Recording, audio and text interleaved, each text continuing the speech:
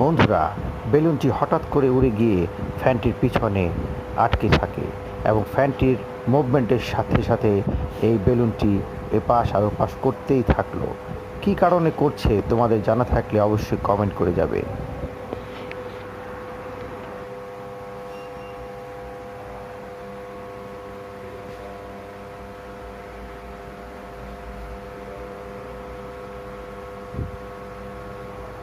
এই বেলুনটা 1 ঘন্টার উপরে এখানে অবস্থান করছে। এটা একটা বিজ্ঞান।